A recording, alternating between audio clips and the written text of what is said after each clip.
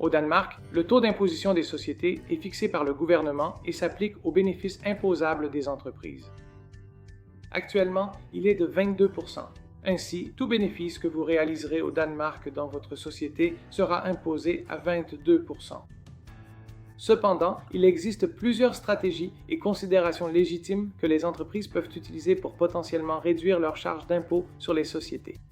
Tout d'abord, le Danemark propose divers crédits d'impôt et incitations pour encourager les activités des entreprises dans certains secteurs ou régions.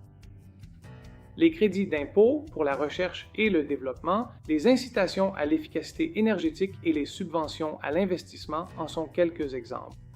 Réfléchissez à la possibilité que votre entreprise soit éligible à l'un de ces programmes. Vous pouvez faire des recherches sur le site du gouvernement et vérifier si ce dont je parle est applicable à votre entreprise. De plus, comprendre les règles de dépréciation et d'amortissement au Danemark peut s'avérer très avantageux. En gérant efficacement les actifs de votre entreprise, comme votre voiture ou vos machines, vous pouvez potentiellement réduire les bénéfices imposables. Pensez également à l'amortissement accéléré des actifs lorsque cela est possible. Vous aurez ainsi plus de charges sur une période plus courte.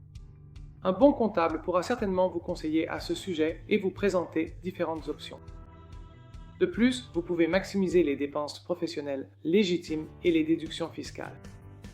Cela peut inclure des coûts liés à la recherche et au développement, à la formation des employés et à d'autres dépenses spécifiques à votre entreprise. Assurez-vous que vos documents comptables reflètent fidèlement ces coûts.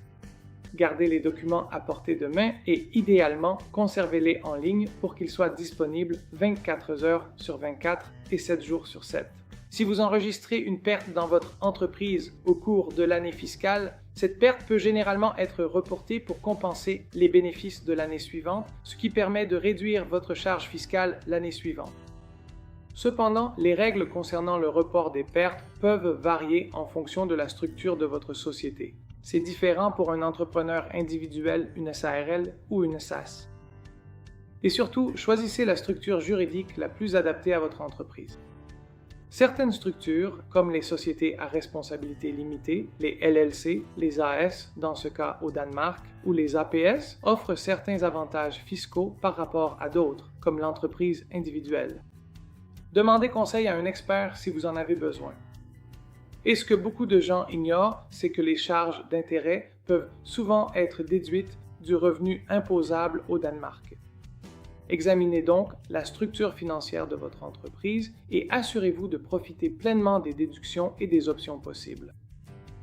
Je vous recommande vivement de tenir une comptabilité très précise et de veiller au respect de toutes les réglementations fiscales.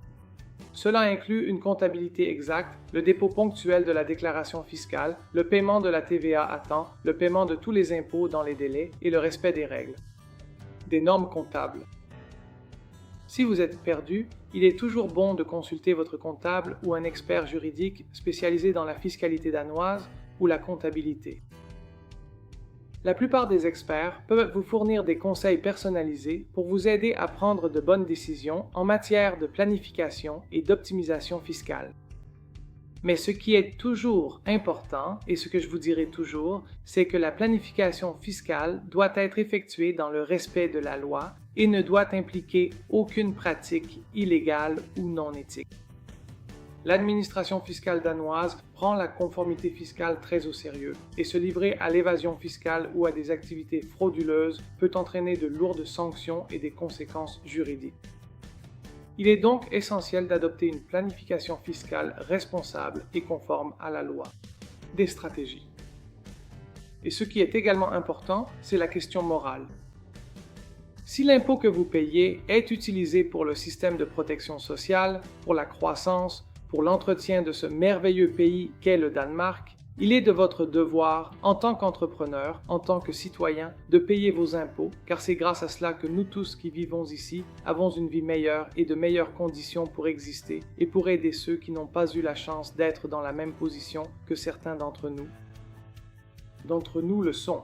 Si vous avez des questions concernant les affaires au Danemark, n'hésitez pas à nous contacter. Nous vous souhaitons bonne chance pour votre entreprise au Danemark